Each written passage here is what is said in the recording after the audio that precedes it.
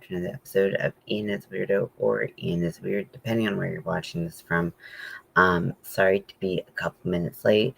If I look like I'm really, really exhausted and tired, it's because I am. So I was taking a little nap and it went over a little bit, and then I was gonna be on time, and then I realized I had my Swift out, which is basically like an apparatus. It kind of looks like an umbrella, and you use it to wind yarn into hank form, and that makes it a little bit easier to dye. But I had that set up all right here, kind of in the middle of a project, and I was like, shit, I need to do something with this.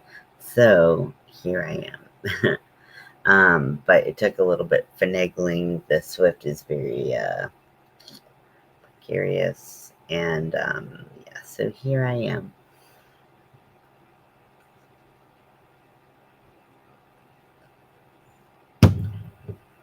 So today I wanted to talk about something because I am in several crochet groups, and all the time it's like I just started to crochet or I want to start crocheting.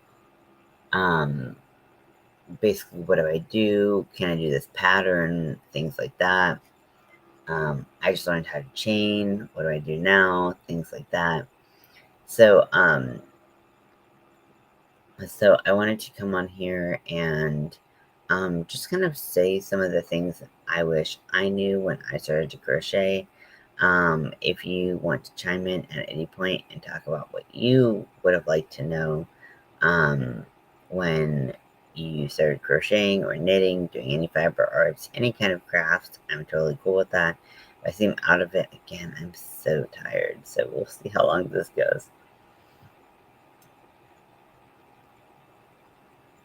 So, I guess if we start from the very, very beginning of most people's fiber art journeys, not fiber art journeys. So, I think when you go into a craft store, you go into a yarn store, it's really easy to look at really pretty yarn and be like, I want to use that, which is totally fair. But it can get a little overwhelming. You might not know which colors to do. You get multiple skeins of yarn, things like that, or you get yarn that maybe isn't as beginner friendly. It's a little bit easier, harder to see your stitches. Maybe you wear all black and you want to try something in black yarn, which, for most people is an acquired skill. And so I wish that when I started crocheting and doing anything with yarn, I wish I would have just I wish I would have picked the tutorial or the pattern that I was going to follow, make sure it was beginner friendly, and then make it out of the cheapest value yarn that I could. Because you're going to make a lot of mistakes. You're going to do a lot of things that are wrong. And it's going to be difficult, and I've talked about different types of yarn that I think make it easier, like variegated yarn, things like that, that help me a lot.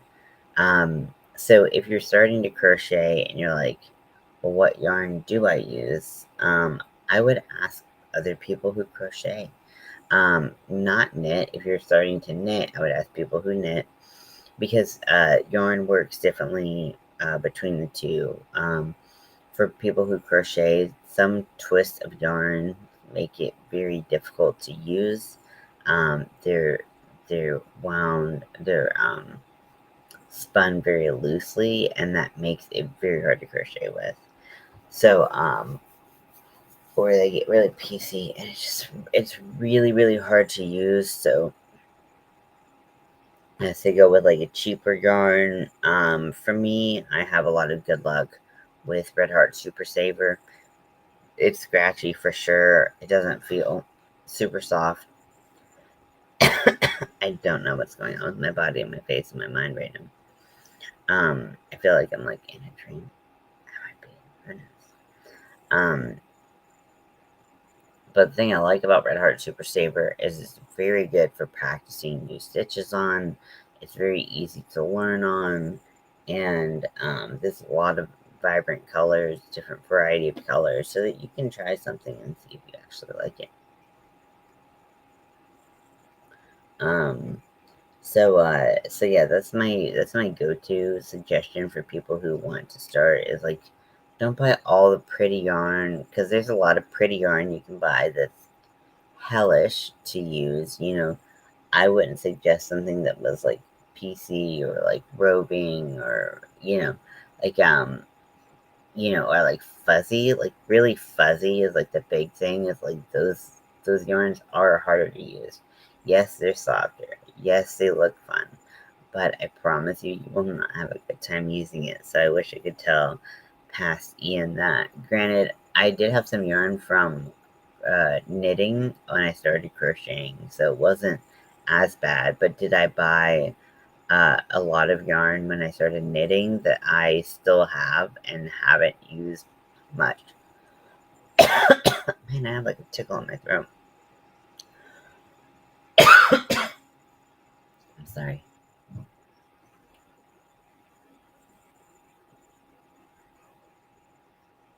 Like an allergy tickle.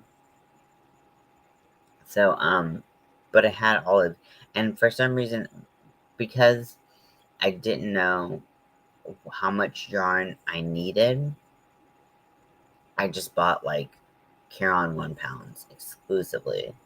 Um, and yeah, that was a very, I mean, they take up so much room. You're probably not going to use them all unless you're making a garment or like item after item after item after item. And so, I think if you're not sure how much yarn you're going to use for like a sweater or for this or for that, I say get a regular size skein.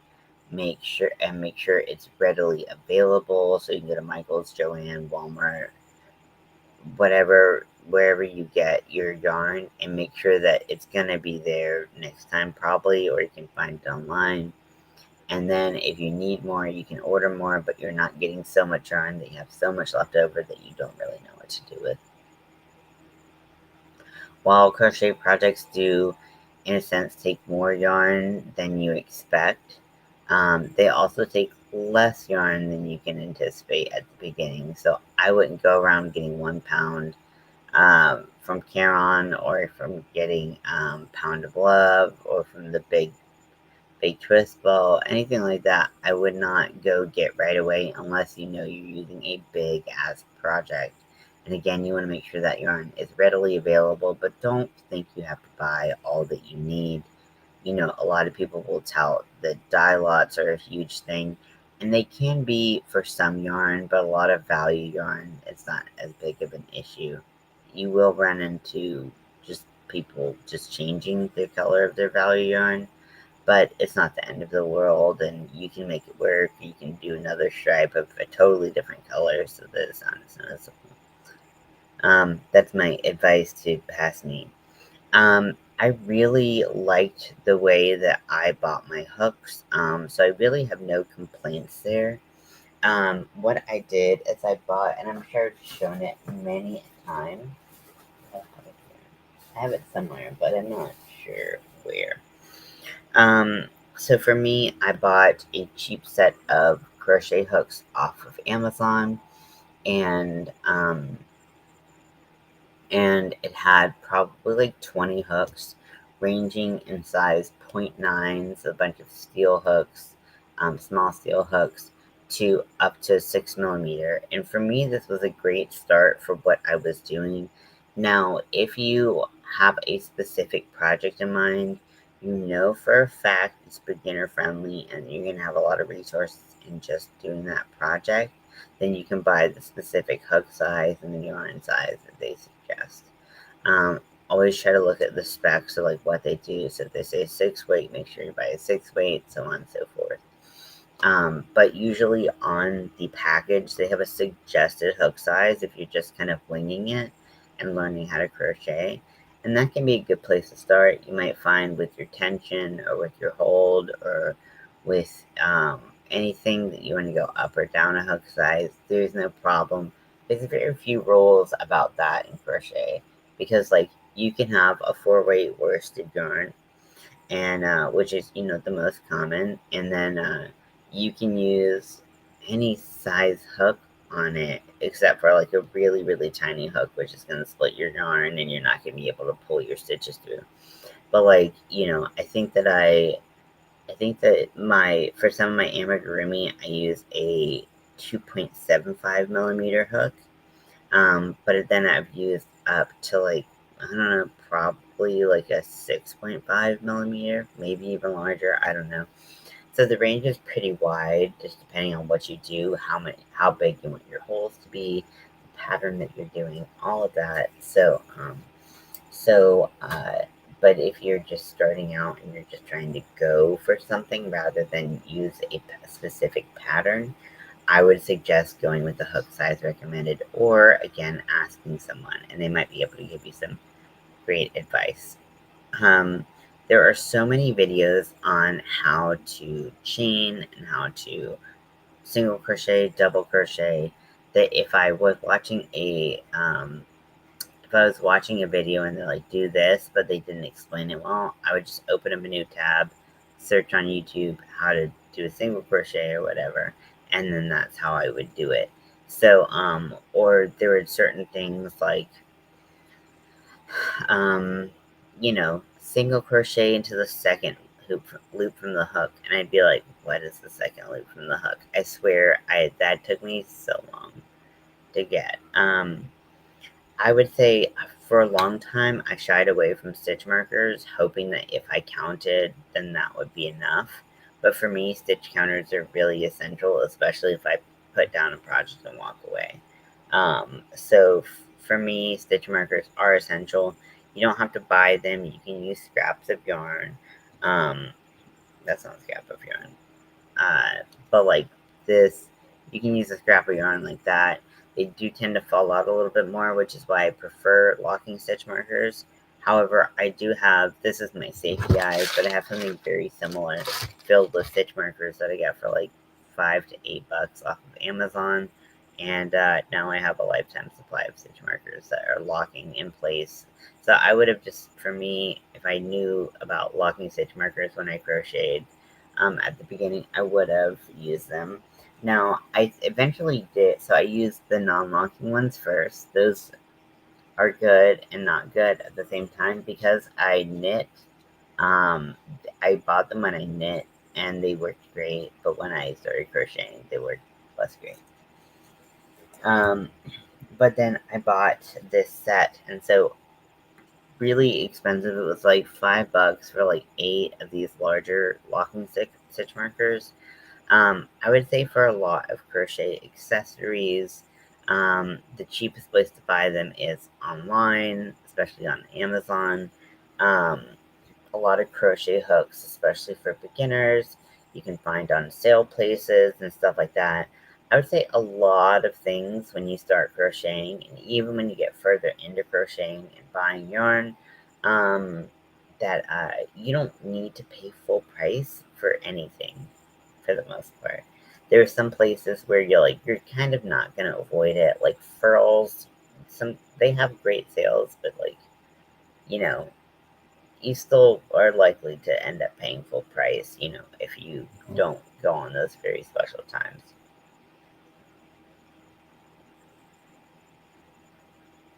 Um, so, so yeah. Um, sorry. Um, the bubbles in Canada Dry always make me like them. Um, so, what was I saying? Yeah, try to buy everything on sale. If you're in crochet groups that post sales, that's really helpful. Not trying to, paint myself out or whatever, but I do have the Army of Weirdos. The Army of Weirdos Facebook group, which I try to post sales in as often as possible. Other people occasionally post sales as well. And so it's just about sharing the love. and getting and you know getting the word out when different sales are going on, because it's really hard to keep track of all the sales that are going on every place. Now, you can use value yarn, which, there's a lot of great options and colors for. You can use nicer yarn, you can use nicer hooks, you can use cheaper hooks. All of that is up to you. Don't feel pressure because you see a lot of YouTubers or influencers use a certain type of yarn. I wish I knew this when I started crocheting, because when I started crocheting, everyone was just losing their mind about wool. I remember like one specific one, everyone was always talking about Scarfy yarn, which is like a part wool, part acrylic. If you haven't used it, it's a nice yarn, but I don't think it's very beginner friendly. At least it wasn't in my case, because it's very hard to frog or to undo. And everyone was talking about Scarfy. I got really, really excited. I got some Scarfy of my own, and I hated the whole process from start to finish. And then even after the quote unquote finish, I couldn't take it out. Start again. It was very, very, very frustrating. Welcome in. Um, so I would say, ask some people. You might get some different answers. You probably will. Um, and then just try to start on yarn that you feel like. I would say, try to find yarn that doesn't untwist too easily, and then isn't too fuzzy. Fuzzy is usually a bad sign. Um, for starting out, I would stay away from wool, and then make sure you get more confident in your stitches before going in and using a really or more expensive yarn and not being able to get rid of it and start over if you need to. Hey Daniel. So I'm talking about things that I wish I knew when I started crocheting. I talked a little bit about hooks, about sales, about not buying everything just because it's pretty, because it might still be really hard to learn to crochet on. Um, about like not following fads just because everyone likes stuff. Yeah, see, like a lot of people like Scarfy, like, and it's fine, but it's just not for me. So I don't mean to dump on Scarfy or anything. Sorry, my arms are itchy. Got bit by mosquitoes. Um, so yeah, so I think a good place to start is, or to start experimenting with nicer quality yarn, is most anti-pilling yarn. Lion Brand has one, Premier has one. Technically, Big Twist has theirs, although I wouldn't say it's on the same level as the other two. There's a lot of anti-pilling yarn. Ice Yarn has some. Um, I think that's a really nice way to start because I find that they're easier to work with. They have a nice slip on the hook, but everybody's different. So just keep trying. If you find that a yarn is just falling apart and piecey on you, just try something new. Don't have to throw away a bunch of money if you don't like it, because you might find that that yarn is really, really nice to work with, but you just don't like it now. Something else I wish I knew, and like I said, anybody feel free to chime in. I would love to hear what things you have wished you would have known when you started crocheting. So, I remember when I first went into the yarn store, to like a craft store to buy yarn. I was taking knitting class, and I went and I had this idea in my mind that all the yarn would be so soft and so nice and so blah blah blah blah blah blah blah. And while the yarn was nice, I was expecting to feel like a like cashmere sweater. I don't know what I was really expecting, but I was expecting all the yarn to be very soft. That's our idea of yarn, right? And then I went in and I found a lot of the yarn was pretty scratchy, um, or like not as soft as I expected. You know, when we like deal with blankets and pillows and stuff like that, it's so soft, and then you kind of go in and you're like, what? Why is it so not that soft? I don't get it. So it takes a while to adjust to the feeling of yarn, uh, balled up, um, it's usually a lot softer than it feels like in the ball, but going to the softest yarn you can find usually will be a harder to work with yarn. This is just my experience. I'm not saying those yarns are bad or anything, but if you start to crochet and you're using something like Caron Simply Soft or Facets from Michaels, Loops and Threads, those I think are harder to work with for as a beginner. They're kind of hard to work with as someone who's a little bit experienced. So don't necessarily just go by feel. If something feels awful, maybe avoid that. Yarn would be addicting. Yes, yarn is very addicting to buy, to find sales, to collect. It is all very, very addicting. Absolutely. So, if you can, I wish I knew to like buy yarn because I had projects for them. Even now, I still do the same thing. Rather than I might use them or I want the yarn. It's really pretty. It always goes out of stock, and I want to buy it when it's there. Especially like the Hirschner's Halloween yarn. Also, Hirschner's had a Halloween sock yarn, and it's gone, and I feel like I'm losing my mind. So if someone knew where that was, or if it's discontinued, let me know. Or if it's just taken off the shelf for a while so they can reintroduce it when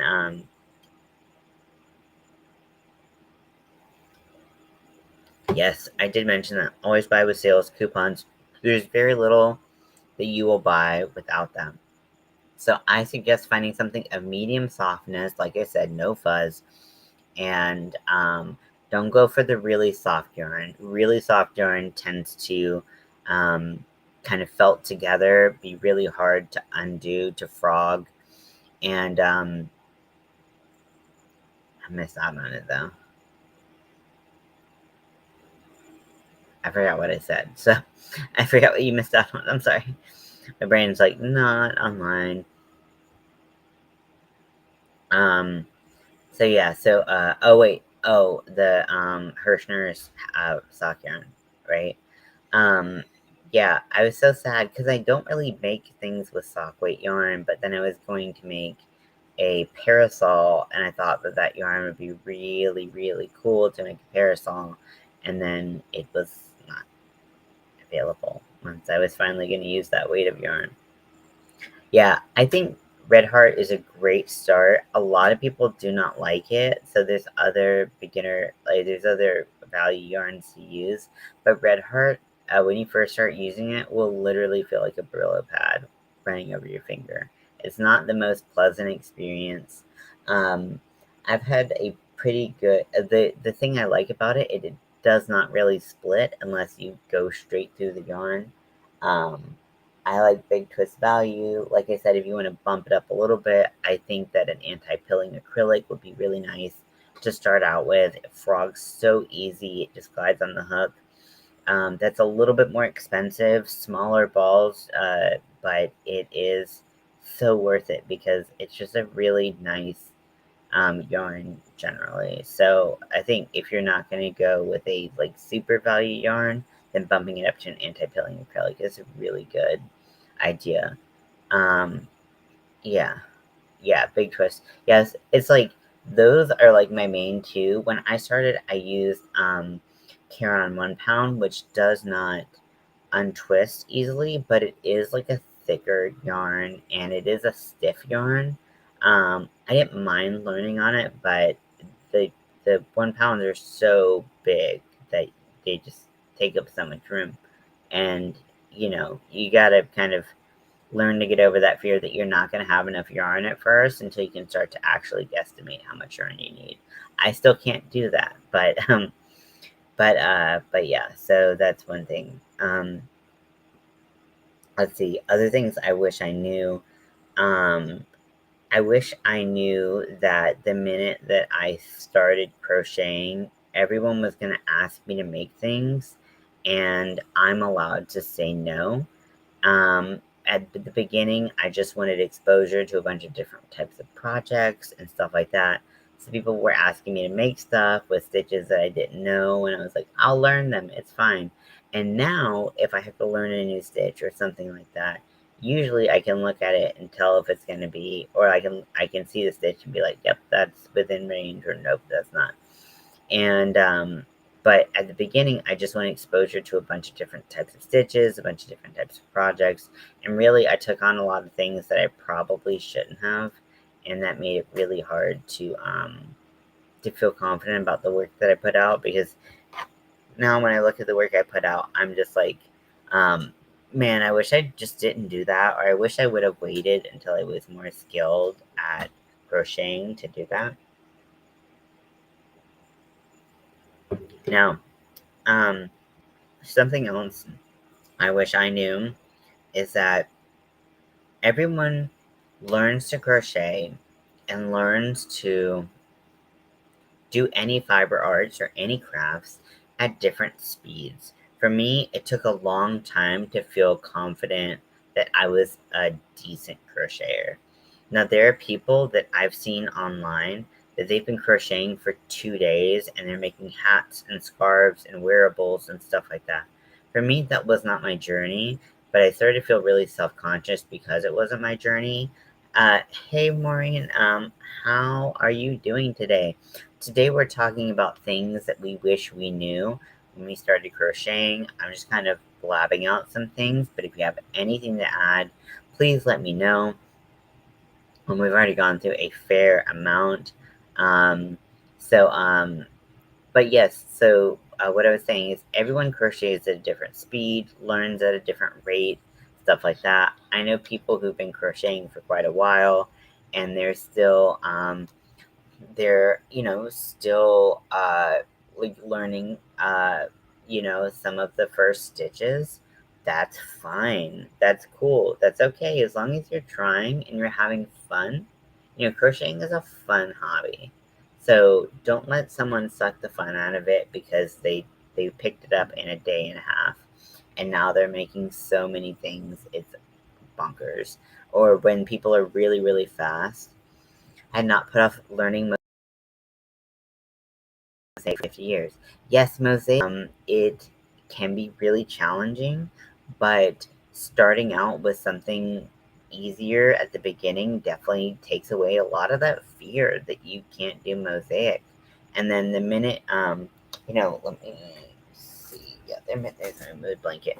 So there's like easier crochet mosaics patterns. So for me, I dove straight in and I bought some stuff from Sixel Design because their stuff is so cool.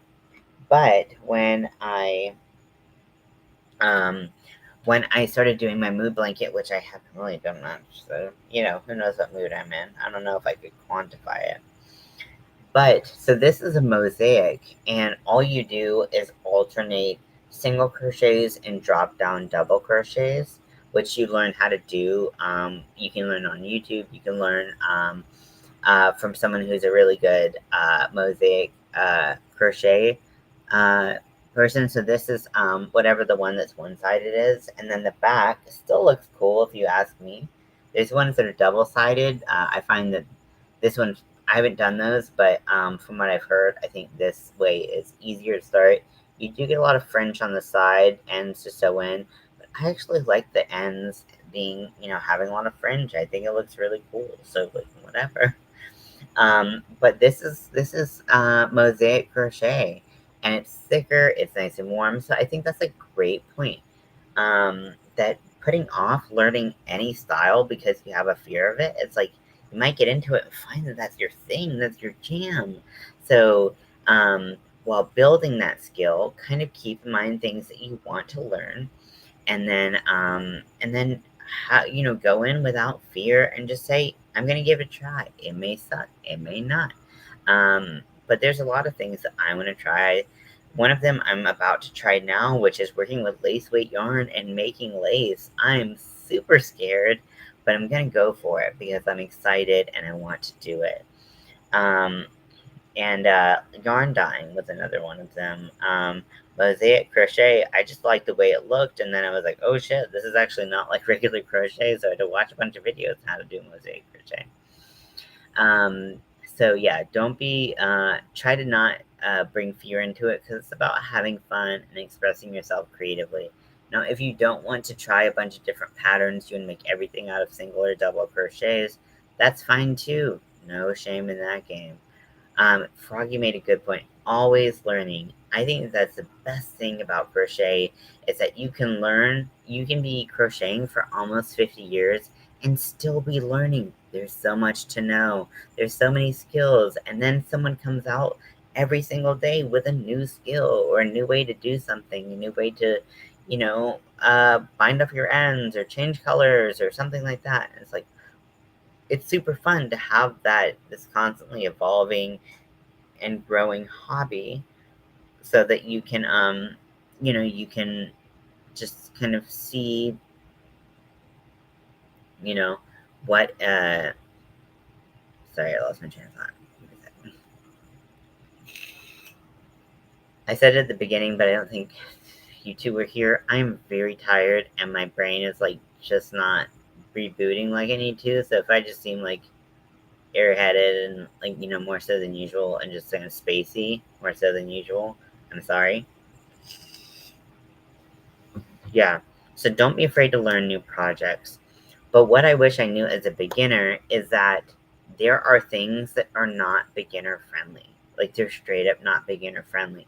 And that's okay because people who are intermediate or very skilled and advanced crocheters, they will have fun and may enjoy doing things.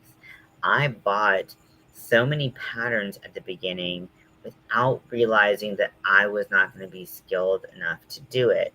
There was one plushie that I was just like, I tried. I was gonna make for my friend's baby shower. That was a huge, huge, huge bust. Um, and then I let's see, what else happened? So I bought the lace pattern. I bought that when I first started crocheting, and I had only ever used 4 weight and like a 6 millimeter hook. How was I gonna do that? Did not think ahead. Um, and it's okay to buy like some of those patterns. Buy one, check it out. That's fine, totally fine. Because you may find you're really good at it. Some people hate using 4 weight yarn and they love using really thin yarn. Totally fine. However, don't go on a spree buying a bunch of patterns and then, not be able to use it. In fact, I would almost recommend not using written patterns when you start, unless that's the only way that you can learn. And even then, I should say written paid patterns. Even then, I would, if you can't watch a video and crochet to it, I would suggest going on some of these blog posts that a lot of people have and reading through those instructions instead. I bought so many paid patterns that I still have not done. And it just kind of really annoys me because now I'm like, oh my gosh, I think I downloaded. So I bought 2 patterns the other day for possible pride tops, the skull one and the skeleton one. And I was looking through my purchases on Etsy, and I had probably like 20 patterns, and of which I've maybe done, like with those two, probably about 20. And of those, probably only like 3 or 4 I've actually done. And I was like, what a waste of money and time. And I really should get started so that, because like also on Etsy, it has this really great feature. Ribbler has it too, I think. But if you have questions for the maker of the writer of the pattern, you can reach out to them, ask questions. The more time goes on, maybe that person's not selling anymore, they don't have the details, things like that. So I would suggest, if you're going to buy a pattern, buy one at a time, actually do it, and then go from there. Because I was just like, I want to make this. This is cute. This is cute. This is cute. It didn't matter the difficulty, even though they said it on the pattern. Didn't matter the hook size, even though they said on the pattern and I didn't have it, or the yarn size, the yarn type, or anything like that. I wish I knew. Another thing about yarn and learning to crochet with it, I would pretty much stay away from cotton if you can. Now, I know that there's a whole sustainability piece that a lot of people are reasonably focused on, and I understand that. But cotton is a very hard yarn to learn on due to the fact that it splits very easily. In fact, most natural fibers are hard to learn on. The easiest being wool, but even if you want to undo wool, it starts to become very difficult. So I would say if you can, buying one skein of a value acrylic, learning how to crochet, and then moving to a natural fiber really, really does make a difference. Because I stayed away from cotton from a very long time, very, very long time. And then once I was a better crocheter, cotton was less scary. Um, but I don't think I could have just started on it. That being said, a lot of people start on cotton and they're just fine. But for me, I was I was gonna split the yarn in pieces, and it was gonna be hard. I was happy with, so I didn't need to learn this. I did this, but I still always, could get more feedback. So I was watching several different YouTube channels, reading different blog posts, stuff like that. And for me, that was great for exposure because one person would say, I love this yarn. It's so easy to use. It's great. And another person would be like, I'm not a huge fan of this yarn. I find it a little difficult to use. It might be difficult to use for beginners. And I'm like, okay, well, that makes me kind of have to think critically instead of just relying on one person's review of it. Even if everyone says they like the yarn, maybe I don't. But it helped me kind of keep away from buying, especially Little John's Yarns. She reviews a lot of. I don't know if the chat stopped or if no one's commenting. Give me a second. Sorry, it's gonna get all weird.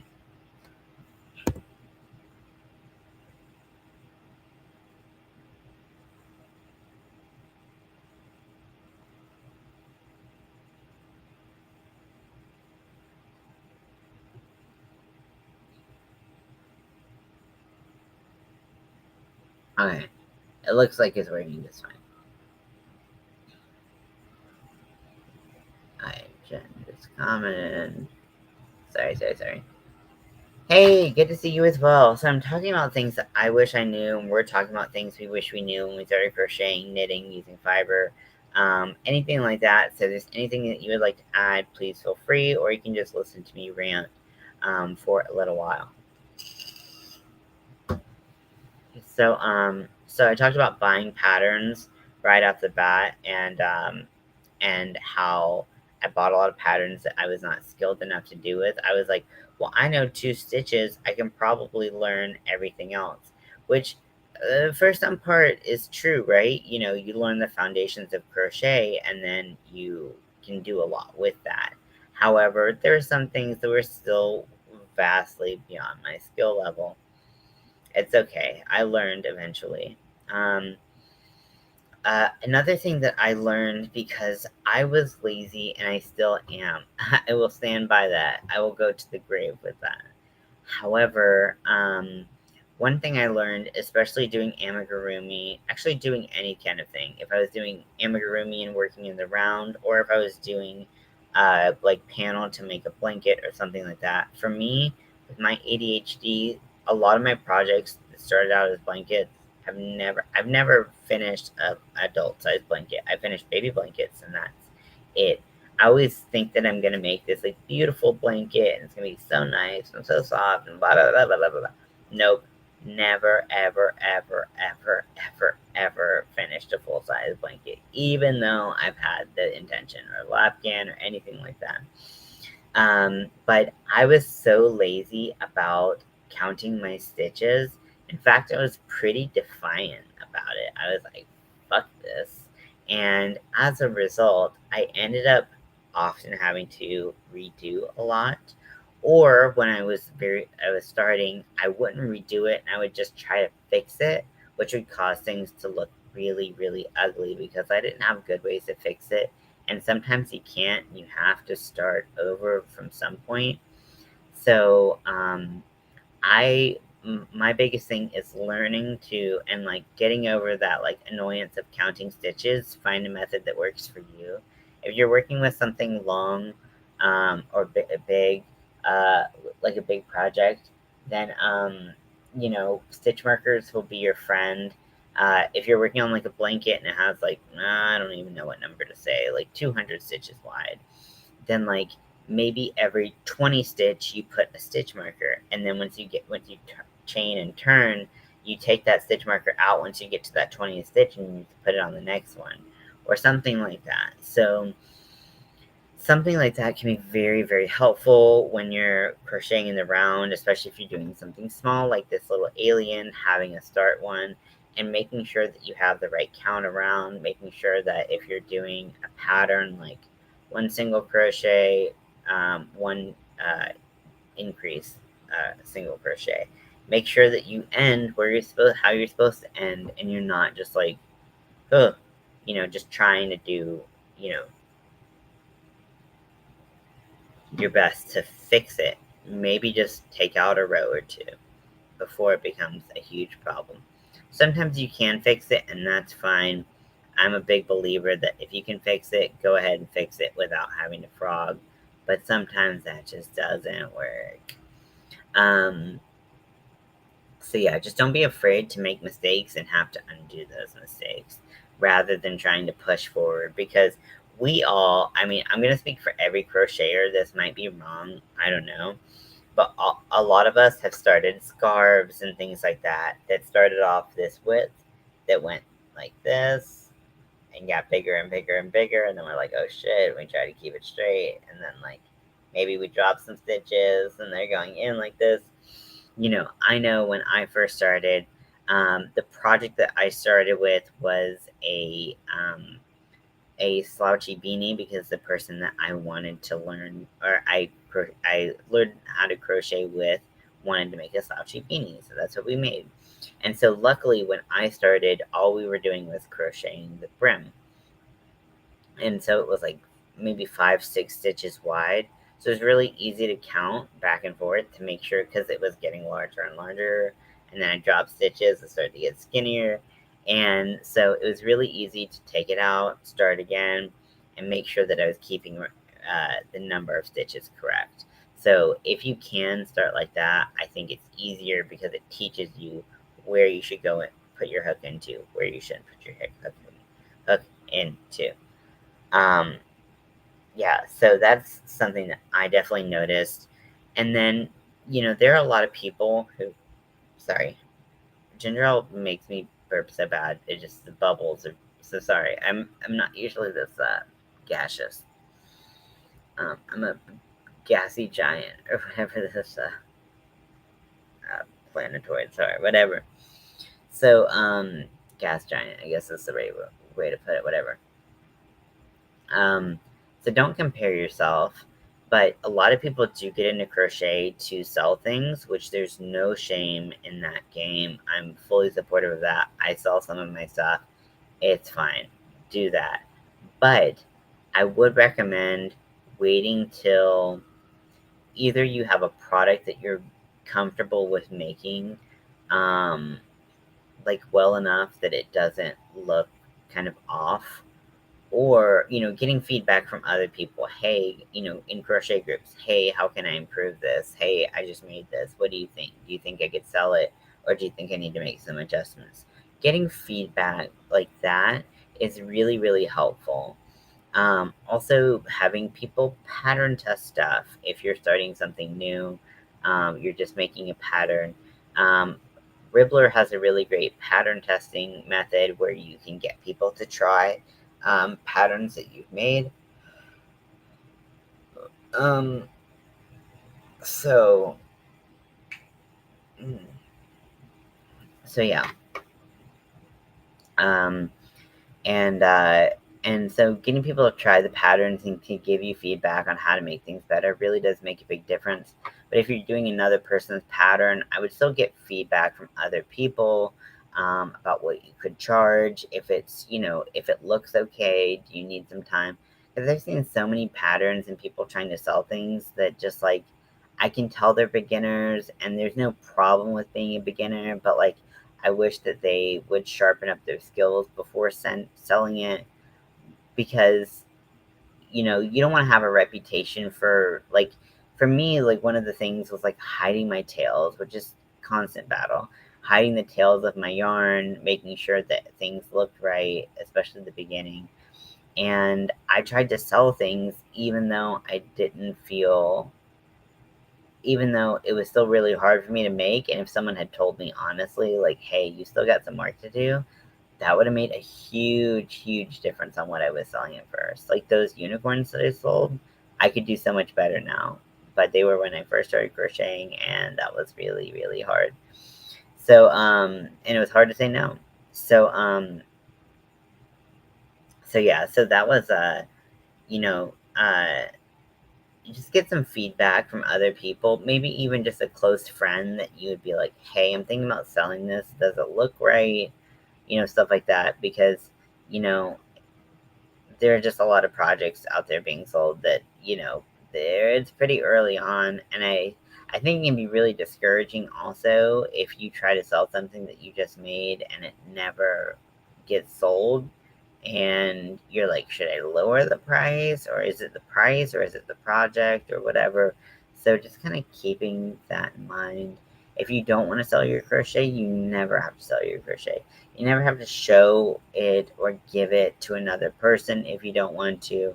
um, if you do want to make crochet gifts, always give yourself way more time than you think you need, because you have no idea if it's gonna be fast or slow, if you're gonna lose interest in the project, stuff like that. So give yourself more time than you need or you think you need, because a lot of people are like, I'm gonna crochet this scarf in 2 days. Some people can do that. Me, I can't do that. So just kind of keep that in mind, that you know timing is important too. Anything we feel like I missed? I know I just kind of jabbered on for like 50 minutes, but is there anything that you all would like to add?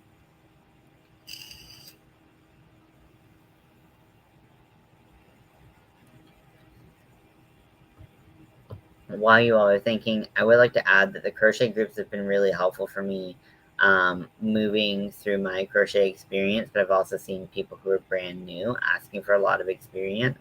Um, those groups are really, really, really helpful. If you're starting to crochet, you don't quite get it, you're having trouble with your tension, your chains, your single crochets, your stitches, or your counts, anything like that, those can be really, really those groups can be really, really helpful, into helping you figure out what's going on so that you can feel a little bit more comfortable, going forth and crocheting.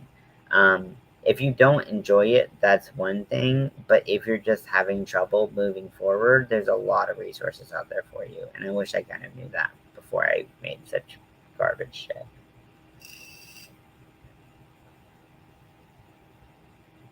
And buying yarn is addictive. Like, I can't say that enough.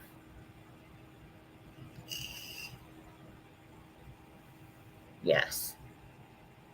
I mean, don't we all? But it's addicting. It's fun. You get that little dopamine like rush when you see something cute. But like I said, if I had been like, I need to have a project for this before I go and buy a bunch of it. I'm looking at one yarn in particular that I bought like 5 or 6 skeins of. I made an ear warmer out of it. I used a stitch that I thought would work really well, but just killed my hand, killed my spirit. It was supposed to be a hat, and I just gave up. But I bought so much of it, and I'm like, what do I do with it? Because it's pretty hard to use, but what are you gonna do? So so yeah, there's a lot of great advice we can give to newer crocheters, but there's also advice that we can take even as seasoned crocheters. And I think that all of you have been very receptive, very open about your challenges with new things. Oh, when you start a project, one off, I can't remember why I bought them. Exactly. I will have a vision in mind. I'll order online from Joanne or Hirschner's, Michael's, like Hobie, um, ice yarns, and then like I get the yarn and I'm like, what the fuck did I want to do with this? I don't remember, but now I have all this yarn. So yes, having a project in mind, if you're forgetful like me, writing it down, saying I bought this green yarn to do this with, that can be very helpful because you can build up a real big stash and not really know what to do with it. Um, Also, I wish I knew at that time what to do with the small amount of yarn. I would get nervous that I didn't have enough. So I'd do a project and then have like partial skein, and then get nervous that I didn't have enough yarn for the next project, even though I didn't know what my next project was, and then would buy more of the same yarn, even though I didn't know what I was gonna do. Does that make sense?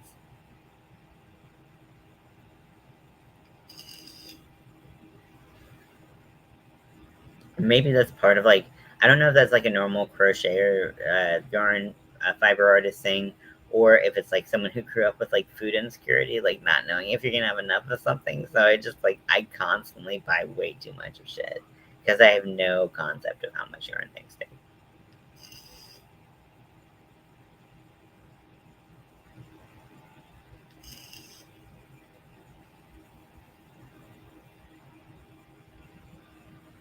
I really appreciate all of you hanging out. Thank you so much for attending. Um, if you have anything to add, please add it in the comments below because we're always learning, we're always growing as artists, as people, and I really just want to make a really positive, safe space for folks to